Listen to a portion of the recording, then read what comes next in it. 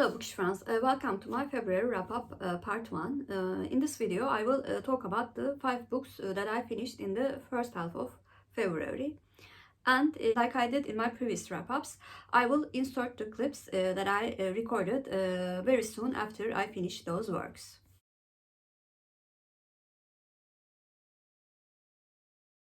Today is the 1st of February and at the first day of the month I finished the book that was a carry-on from the month of January. Akıl by Ayşegül Ekinci. This was the book that I picked from my physical books TBR glass to read in the month of January. And this book was a gift from my aunt and the author was the daughter of my aunt's friend. In this book, Asa, who works in a secret intelligence agency, discovers something suspicious about the murder of a governor and the mayor of a city in the eastern regions of Turkey. And at first, her team, who consists of very clever people with different talents, do not believe at her first. And as the time passes, we learn about the pasts of the people in the team, as well as, of course, our heroine. Things take a very different turn when they discover a money trail which is connected to one of the murdered people. First of all, this was, I think, the first book that I read in the thriller genre. Written by a Turkish author, and I was extra glad that it was written by a female author. I researched the author and learned that she was a war correspondent, which made me even more proud of her. Found the book to be very decent mystery at first, and then it became more like a thriller.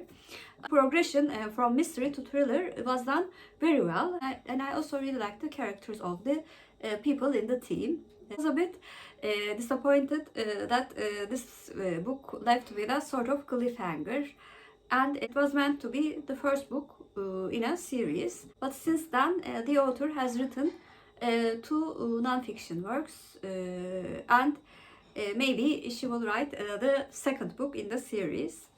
I really would like to know what happened to the characters that I liked so much. Writing style could have been better. I have to admit I really liked the very short chapters, which made it easier for me to read. Overall, I was really pleasantly surprised by this book and gave Akıl by Ayşegül Ekinci an 8 out of 10.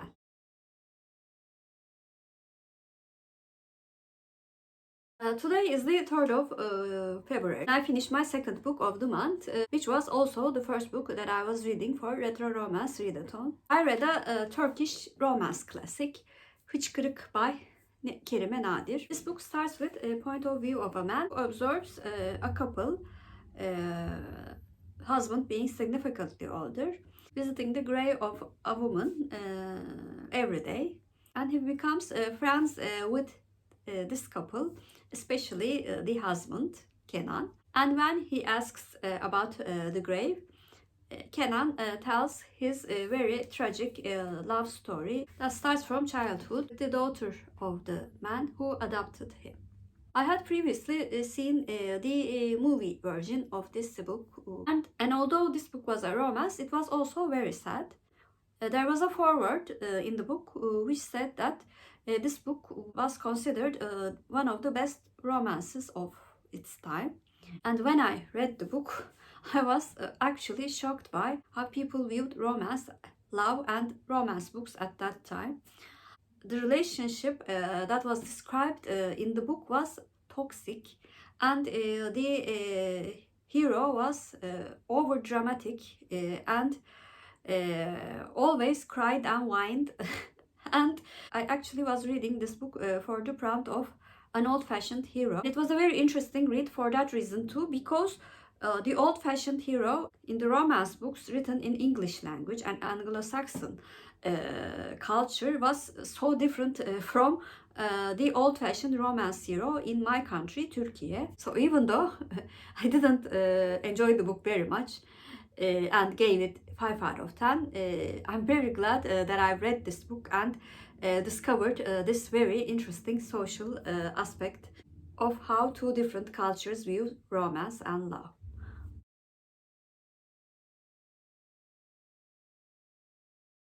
Today is the 7th of February, and I finished Simply Scandalous by Phillips on the 5th of February, but I could not record on the 6th because of the devastating huge earthquake that happened in the eastern and southeastern regions of Turkey. Although my city was very far away, because I work in disaster management, I had to work overtime.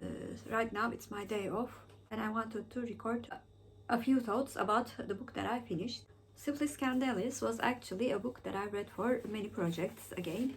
This was a book that I picked for my Retroromance Readathon. The prompt was to read a Harlequin romance. I also read this for mardigrasreadathon, which is hosted by one of my dearest friends, Lori, Books, Ink and Paper. And I wanted to join Garbaugust 1.5 by starting and finishing this book in the weekend. Anyway, this book was about Catherine and Logan, who met at a dinner party that is hosted by Luke's grandmother, and Catherine was the caterer. Luke's grandmother offers Luke a solution to escape from the pressure that his father is giving him to become a candidate for the district attorney.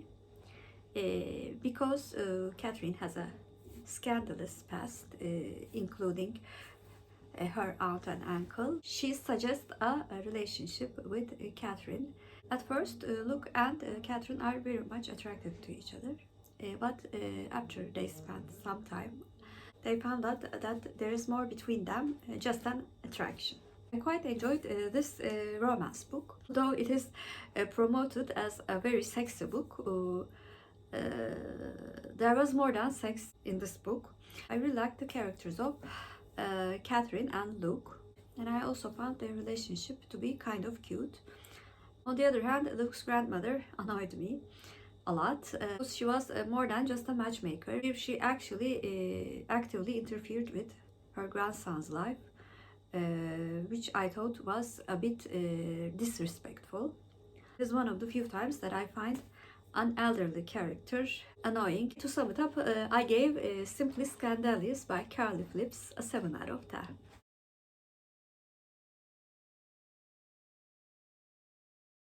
Today is the 9th of February, and our coordination work after the disaster is still very busy. But I managed to finish an audiobook. Audiobooks are much more easier for me to listen right now than reading physical books, because naturally my eyes get a bit tired. Audiobook that I finished was a body read with Amy at Zobek, which was The Decagon House Murders by Yukito Ayatsi. I listened to this Japanese classic mystery in its English edition. And this book is actually a retelling of And Then There Were None. 7 members of a university mystery club go to an isolated island in which a horrific event which killed at least 4 people 6 months ago. The members of the club do decide to spend a week a writing workshop for stories. They think that the spooky past and also the very peculiar architecture of the Decagon house that they are staying in would help them. But when they arrive the Decagon house in the island, they discover that something is certainly wrong. Nightmare starts when one of the club members is found dead in her bed. In this very hard and trying times, this book was, I think, the best book that I could have listened. It had elements of my favorite mystery book ever, and then there were none. And that fact made me easier to get into the story because of the familiarity. But because it was also not a direct retelling of the story, I was very intrigued how the story would differ and would still have a very surprising conclusion. I thought the structure of the mystery was certainly the star of the book. It was done so professionally, both by using Agatha Christie's genius as well as the author's own creativity, which made the mystery almost perfect. Even though I was completely immersed in the story and really wanted to know what would happen, and actually finished the book one day before it was planned, I still have to admit that the characters were not very complex, and maybe because of the shallowness of some characters, failed to grasp the horrific nature of the crime. Even though I enjoyed the book immensely, I will be objective and give this book an 8 out of 10. Last but of course not least, I want to thank Amy for being so supportive in my decision to get lost in the mystery, and also of course be a great support in this very sad and trying times. Reading with her has always been fun, and I'm thinking that we will have much more buddy reads in the future.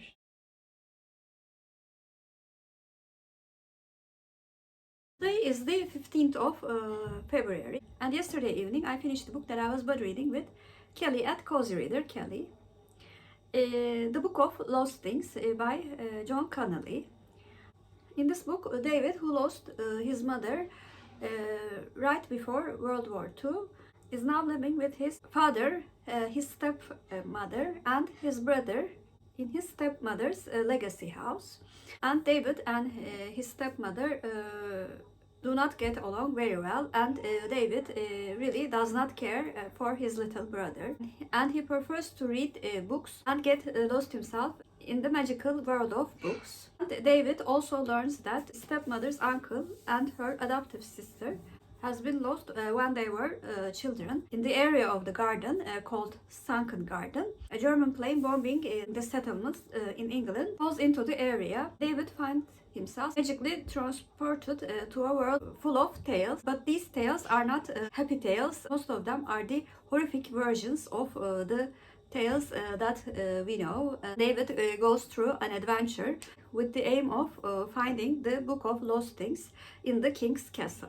First of all, I started this book at the beginning of the month. I was going so well and really enjoying the book up until the day the devastating earthquake happened in Turkey. And I couldn't get into the story for a few days. And I eventually could listen to the story, get into this very interesting and creepy magical world. I began to enjoy the book again. There was certainly a part in the middle which I might not have evaluated its value. I really liked the character of David. I liked that he was not a perfect boy, and he had some character faults which made him much more relatable. And I weirdly enjoyed the creepy atmosphere of the book very much. I might say that this book is not suitable for early middle grade children, but for older middle grade audience, I think this book is really a good story with an exciting adventure, also a moral lesson, which is a characteristic of a middle grade book.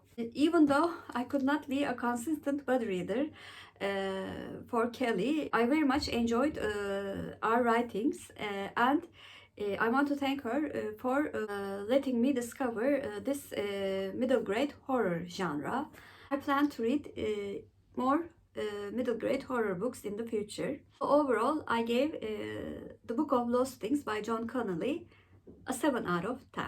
Those were all the works that I read in the first half of February. It was a very busy time at work, so I could not read as much as I usually do. But I'm really glad that I have the opportunity to read and get invested in the books. Also read quite decent books after the disaster. Please comment down below. Have you read any of the books that I mentioned in this video? And if you're a new viewer, first of all, welcome. Please like and subscribe. Hope to see you very soon. Bye.